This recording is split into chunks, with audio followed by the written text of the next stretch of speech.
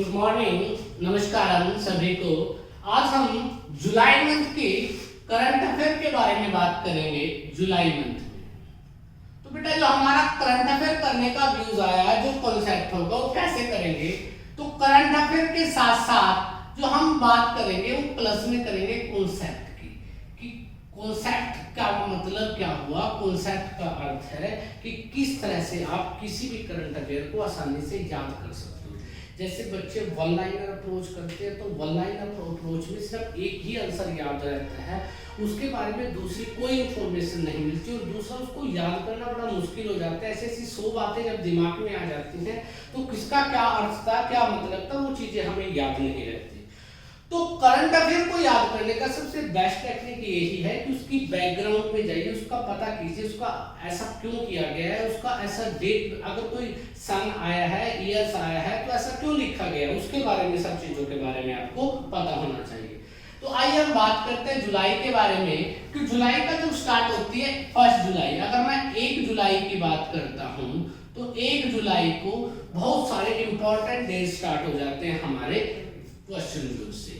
अगर हम सबसे पहले बात करते हैं जीएसटी डेज की, किसकी करते हैं बेटा, जीएसटी डेज। 1 जुलाई को ही जीएसटी डेज भी मनाया जाता है। क्यों मनाया जाता है? क्योंकि भारत में टैक्स की रिफॉर्म का सबसे बड़ा जो कॉन्सेप्ट आया था वो कब आया था? वो आया था जीएसटी में, गुड्स एंड सर्विस टैक्स। ये कब आया था? ये आया था 1 जुलाई 2017 को, और ये 1 जुलाई 2017 को भारत में स्टार्ट हुआ था, इसीलिए इसको क्या बोलते हैं, 1 जुलाई के दिन को हम जीएसटी डे के नाम से भी जानते हैं। सेकंड थिंग, जब हम बात करते हैं उसके बाद इसको हम 1 जुलाई को एसबीआई डे भी बोलते हैं। क्या बोलते हैं? SBI day. याद रखना, एसबीआई का मतलब state bank of India, state bank of India. State bank of India क्या था? इसको पहले इंपीरियल बैंक ऑफ इंडिया हुआ करता था, उसको बंद कर दिया गया था। दोबारा से इस इंपीरियल बैंक ऑफ इंडिया को स्टार्ट जब किया गया तो उसका नाम क्या रख दिया गया था? State bank of India. और ये कब स्टार्ट हुआ था? ये भी 1 जुलाई 1955 को स्टार्ट हुआ था, जिसके कारण 1 जुलाई को क्या बोला जाता है? एसबीआई डेज के नाम से भी जाना जाता है। अगर मैं थर्ड बात करता हूं बेटा, तीसरी जो बात आ जाती है नेशनल डॉक्टर डे। 1 जुलाई को क्या होता है? National doctor day. जो नेशनल डॉक्टर डे है उसके बारे में हम लोग बात करते हैं। ये नेशनल डॉक्टर डे तो ये किसके नाम पे बनाया गया था? नेशनल डॉक्टर डे हमारे बहुत बड़े फिजिशियन थे, उस फिजिशियन का जो नाम था उनका था डॉक्टर बिधन चंद्र रॉय। डॉक्टर बिधन चंद्र, डॉक्टर बिधन चंद्रा रॉय। 1 जुलाई को उनकी बर्थ एनिवर्सरी पर हर साल डॉक्टर डे मनाया जाता है, नेशनल डॉक्टर डे। और ये बिधन चंद्र रॉय थे, ये बड़े ही भारत के बहुत बड़े सर्जन भी हुए हैं, सिविल भी हुए हैं बेटा। और इसके अलावा ये भारत में पश्चिम बंगाल के सीएम भी रहे हैं, पूर्व सीएम रहे हैं बेटा, सीएम थे, सीएम रहे हैं कहां के बेटा? बंगाल के। सीएम कहां के? बंगाल के। और इसके अलावा इसे भारत रत्न की प्राप्ति भी है बेटा, किसकी? भारत रत्न की। तो इसलिए इंपॉर्टेंट है नेशनल डॉक्टर डे। उसके बाद नेक्स्ट अगर मैं बात करता हूं 1 जुलाई की, 1 जुलाई में उसके बाद नेक्स्ट आ जाता है सीए डे। क्या आता है? CA day. सीए का मतलब क्या होता है? Chartered accountant day. देखो आईसीए का, आई का नाम आपने सुना होगा, आईसीएआई। इसका मतलब आईसीएआई जो है हमारा institute of chartered accountant in India, ये कब सेटअप हुआ था? ये 1 जुलाई 1949 को बना था, इसीलिए 1 जुलाई के दिन को हम क्या बोलते हैं? सीए डे के नाम से भी जानते हैं। इसके अलावा 1 जुलाई को क्या होता है? अगर आपको पता है एक फाइनेंशियल ईयर होता है, भारत का जो फाइनेंशियल ईयर है वो 1 अप्रैल से स्टार्ट होकर और 31 मार्च तक चलता है। बट अगर मैं आपसे कह देता हूं यहां पर कि RBI, reserve bank of India का जो फाइनेंशियल ईयर है वो कब शुरू होता है, वो 1 जुलाई से स्टार्ट होता है और बेटा 30 जून तक चलता है। आरबीआई का फाइनेंशियल ईयर, कई बार क्वेश्चन आ जाता है बेटा कि आरबीआई का फाइनेंशियल कब स्टार्ट होता है भारत में, 1 जुलाई से 30 जून तक। इसके अलावा अगर आपसे पूछ लिया जाए एग्रीकल्चर ईयर, भारत का एग्रीकल्चर ईयर, एग्रीकल्चर मतलब कृषि वर्ष कौन सा है और कृषि वर्ष कब स्टार्ट होता है, वो भी बेटा हमेशा याद रखना 1 जुलाई से 30 जून तक चलता है बेटा। तो कब से स्टार्ट होता है, 1 जुलाई से। तो इस तरह से हमने जुलाई की 1 जुलाई के बारे में बात की। तो जुलाई में 1 जुलाई में क्या क्या चीजें आई हमारी, 1 जुलाई में हमने 6 चीजें की हैं। सबसे पहले हमने किया क्या बेटा, जीएसटी डे। सबसे पहले क्या किया हमने, जीएसटी डे। उसके बाद एसबीआई डे। उसके बाद हमारा आया था नेशनल डॉक्टर डे। इसके अलावा फिर हमने किया था सीए डे।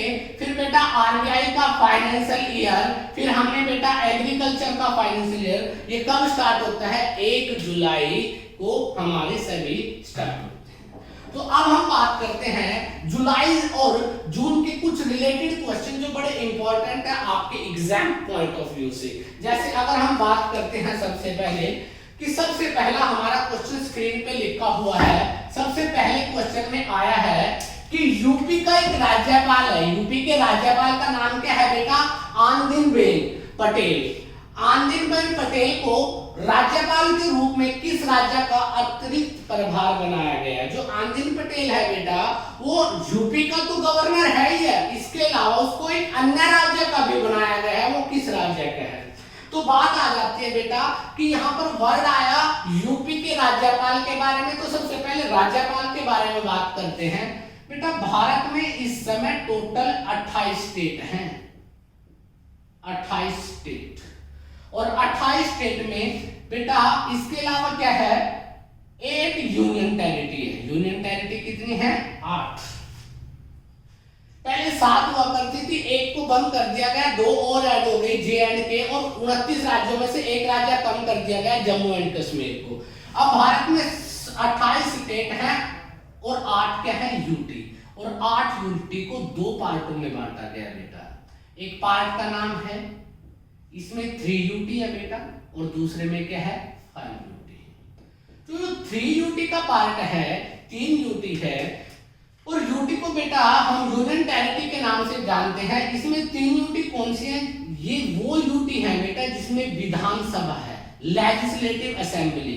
विधानसभा जहां पर है, जहां पर सीएम बनाया जाता है, वो 3 यूटी है, 3 यूटी है भारत में। कौन कौन सी है बेटा, अगर मैं बात करता हूं दिल्ली, पांडिचेरी, और इसके अलावा बेटा जे एंड के, जम्मू एंड कश्मीर। और इसके अलावा जो 5 यूटी बचती हैं वहां पर बेटा विधानसभा नहीं है, विधानसभा नहीं है, वहां पे क्या है बेटा, एडमिनिस्ट्रेटर है। वहां पर क्या है, एडमिनिस्ट्रेटर, ठीक है। तो प्रशासक है वहां पर। तो जो विधानसभा है, अब ये जो 28 स्टेट हैं, इस 28 स्टेट में एक तो सीएम होता है और एक राष्ट्रपति की तरफ से जिसको अपॉइंट किया जाता है उसका नाम होता है राज्यपाल, और या इंग्लिश में उसको बोलते हैं गवर्नर। क्या बोलते हैं बेटा, गवर्नर।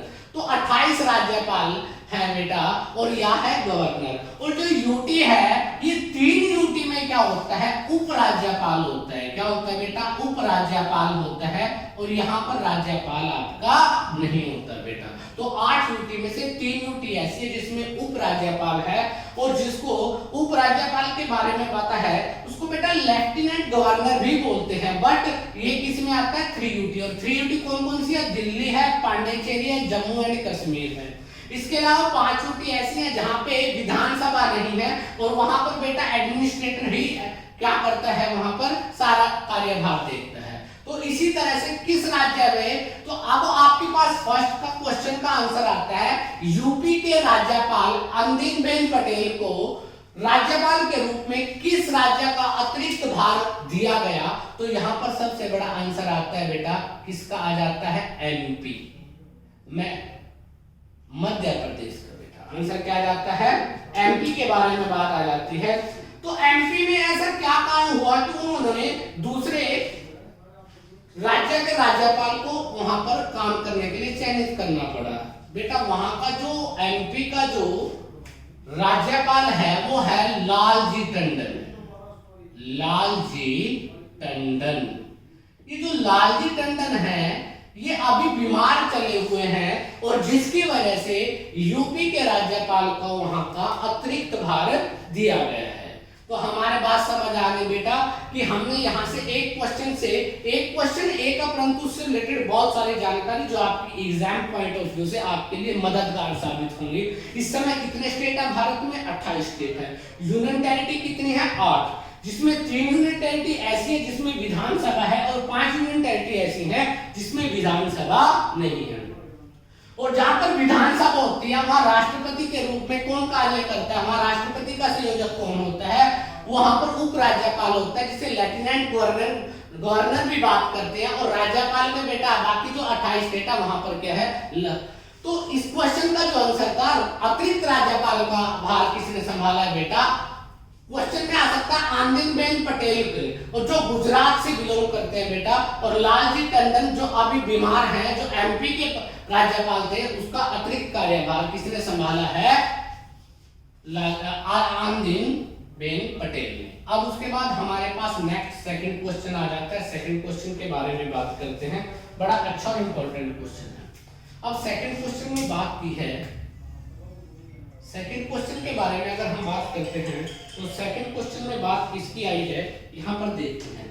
कहते हैं आगामी 2020-21 सत्र के लिए अंपायर के अंतरराष्ट्रीय क्रिकेट परिषद के एथलीट पैनल में किस भारतीय अंपायर को शामिल किया गया है बेटा? देखो बेटा एक वर्ड आता है आईसीसी। क्या आता है? आईसीसी। आईसीसी का मतलब क्या होता है? आईसीसी का मतलब होता है इंटरनेशनल क्रिकेट काउंसिल। आज तक भारत के 3 अंपायर ही ऐसे हैं जो आईसीसी में चुने गए हैं, और अब जो फिलहाल चुना गया है उसका नाम आपसे पूछा गया है कि आईसीसी के जो पैनल में भारत के किस अंपायर को चुना गया है। तो वहां पर अगर हम सबसे पहले बात करते हैं, सबसे पहले चुने गए थे एस रवि। एस रवि के नाम से। सेकंड जो नाम था जो यहां पे चुने गए थे एस वेंकट राघवान।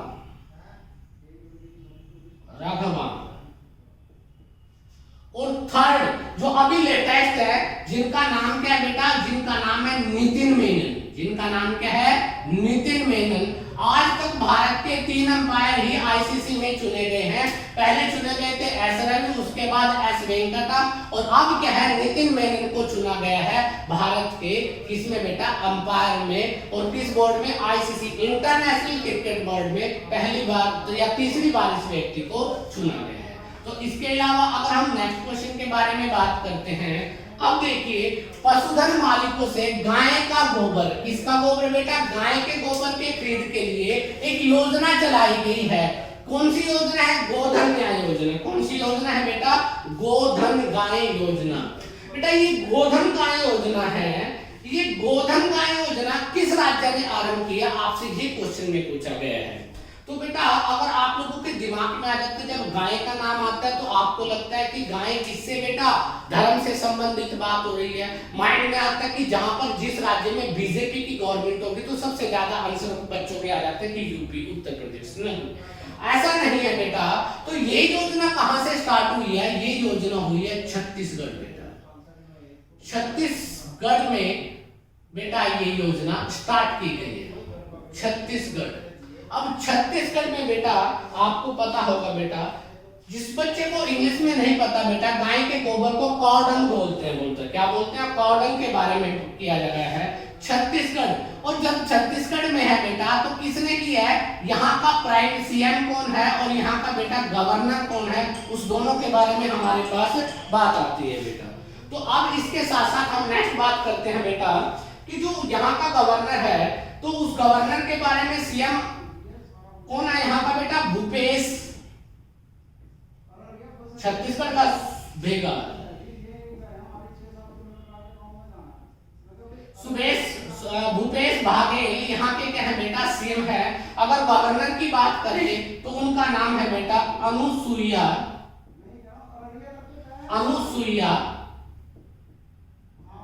वाजपेयी। अनुसुईया वाजपेयी यहाँ के गवर्नर है जिन्होंने मिलकर इस योजना को बनाया है, गोधन न्याय योजना। और बेटा इसमें योजना के तहत गोठान बनाए गए हैं। गोठान वो स्थान जहां पर गोबर को रखा जाएगा, ये हर गांव में 2 गांव का इकट्ठा एक गोठान बनाया गया है। और छत्तीसगढ़ सरकार ने टोटल टारगेट कितना है, 56,600 गोठान बनाने हैं, जिसमें से 2200 गोठान क्या है बेटा, 2200 गोठान बन चुके हैं। बाकी पे क्या है, काम चला हुआ बेटा, 2200 गोठान इसमें से बन चुके हैं बेटा। अब उसके बाद अगर हम बात करते हैं इसी तरह से नेक्स्ट क्वेश्चन के बारे में, नेक्स्ट क्वेश्चन में आ जाता है भारत के केवी कामत को न्यू डेवलपमेंट एनडीबी के अध्यक्ष के रूप में कौन अनुगामित करेगा। बेटा वर्ड आया अनुगामित, अनुगामित का मतलब है इसके बाद वहां पर कौन आपने इसमें से भारत के व्यक्ति थे केवी कामत जो एनडीबी। अगर हम आप बात करते हैं एनडीबी के बारे में, एनडीबी की फुल फॉर्म अगर बात करते हैं उसका मतलब होता है नेशनल डेवलपमेंट बैंक। क्या नाम है, नेशनल डेवलपमेंट बैंक, एनडीबी। अब एनडीबी के बारे में जब बात आती है तो एनडीबी बेटा किसने बनाया है, ये बेटा 5 कंट्री हैं। 5 कंट्री कौन से हैं, आपने नाम सुना होगा ब्रिक्स का, BRICS। ब्रिक्स की जो कंट्री हैं 5, इन्होंने सब ने एक बैंक बनाया है जिसका नाम है नेशनल डेवलपमेंट बैंक। और ये नेशनल डेवलपमेंट बैंक ये 2015 में स्थापित हुआ था बेटा, 2015 में। और जिसका हेडक्वार्टर कहां पर है बेटा, संघई है, जहां चाइना में बेटा इसका हेडक्वार्टर है। और ये ब्रिक्स का मतलब क्या आ जाता है, अगर ब्रिक्स के बारे में बात करते हैं तो ब्रिक्स में क्या आ जाता है, ब्राजील, आर से बेटा रसिया, आई से इंडिया, सी से बेटा चाइना और एस से इसमें क्या है, साउथ अफ्रीका। क्या नाम आया बेटा, साउथ अफ्रीका। ये कब बनाया गया था, 2015 में संघई में बनाया गया था बेटा। और अब आपसे ये पूछा जा सकता है कि जो ब्रिक्स वर्ड आया इसकी 2020 की जो मीटिंग है, 2020 की जो मीटिंग है, ये कहां पर होगी, ये स्थान का नाम क्या है, ये मीटिंग कहां पर होगी 2020 की बेटा, ये मीटिंग का नाम स्थान का है सेंट पीटर्सबर्ग। अब अगर आपसे पूछ लिया जाए कि सेंट पीटर्सबर्ग किस देश में है, कहां पर है, तो आपका आंसर होगा बेटा किस देश में है, वो रसिया में है। कहां पर है, वो रसिया में। तो इस तरह से आप लोगों को हर चीज का पता होना चाहिए कि एनडीबी का फुल फॉर्म क्या है, कब ये स्थापित हुआ, किस किस कंट्री का सहयोग है, 5 कंट्री कौन सी है ब्रिक्स की, ब्रिक्स में क्या है बेटा ये है। 2020 में मीटिंग कहां पर होगी, रसिया में, कौन से स्थान पर होगी, पीटर्सबर्ग में होगी। अब ये मीटिंग ऑफलाइन होती है ऑनलाइन होती है, उसके बारे में अभी कुछ भी नहीं कहा जा सकता, अभी होगी बेटा। उसके बाद नेक्स्ट जो 5th क्वेश्चन आ जाता है हमारा, तो 5th क्वेश्चन के बारे में आ जाता है कौन सा मंत्रालय 2020 में हुनर हाट संचालन, कौन सा मंत्रालय सितंबर 2020 में हुनर हाट संचालन करेगा, जिसका विषय लोकल से ग्लोबल। आप लोगों ने सबने पता है कि भारत में मेड इन इंडिया का प्रचार बड़े जोर शोर से हुआ है। तो बेटा यहां पर अगर बात आ जाती है local to global, local to global, तो लोकल टू ग्लोबल का मतलब क्या हो जाता है, इसका मतलब है जो देश के प्रोडक्ट हैं, लोकल जो प्रोडक्ट हैं उनको इंटरनेशनल मार्केट में उतारने के लिए।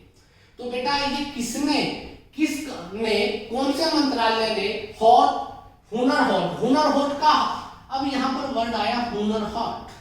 बेटा जो हाथ से बुने हुए जो आदिवासी क्षेत्र है उनका जो मटेरियल है, जो अपने आप स्वयं तैयार करते हैं, उन सभी मटेरियल को इंटरनेशनल लेवल पे कैसे बेचा जाएगा, जो आपके हाथ से करे हुए काम है, जो भी आप लोगों की कलाकारियां हैं, उनको कैसे आप इंटरनेशनल मार्केट में पहुंचाते हो, उसमें हुनर हाट के सभी प्रोडक्ट आ जाते हैं।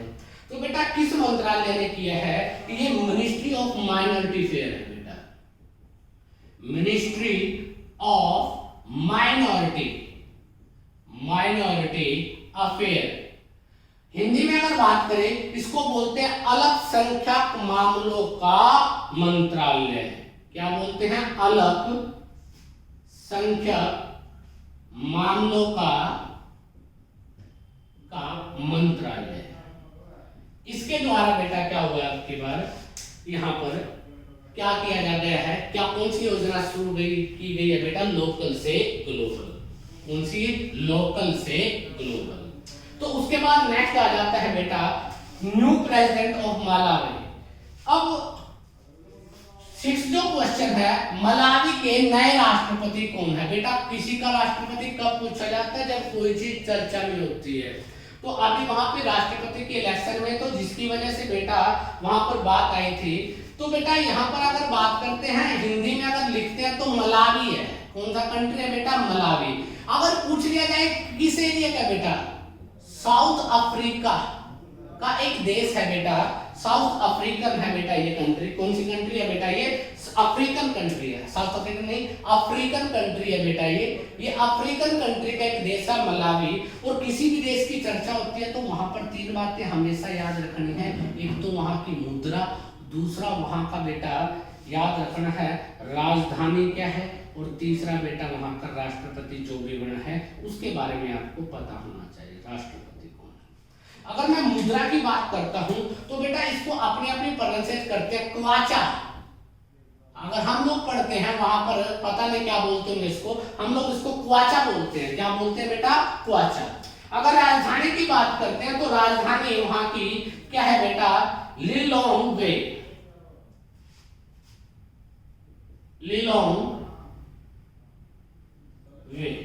लिलोंगवे वहां की राजधानी है। और जो अभी राष्ट्रपति बनाया गया वहां पर उसका नाम है लैज़रस चक्रवर्ती, LAZRUS,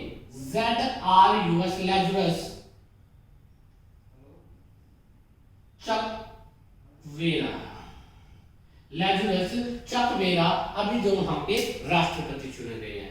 तो बेटा आज का सेशन आपको कैसा लगा आप कमेंट करके बताइए। अगर आपको वीडियो पसंद आई प्लीज इसे चैनल को सब्सक्राइब कीजिए। मेरे जो चैनल का नाम है Sanjay Rana civil academy, YouTube channel को आप सब्सक्राइब कीजिए और साथ में बेल आइकन को दबाइए ताकि हर रोज आप up to date current affair के साथ साथ अन्य सब्जेक्टों की भी अच्छी तरह से तैयारी कर सके।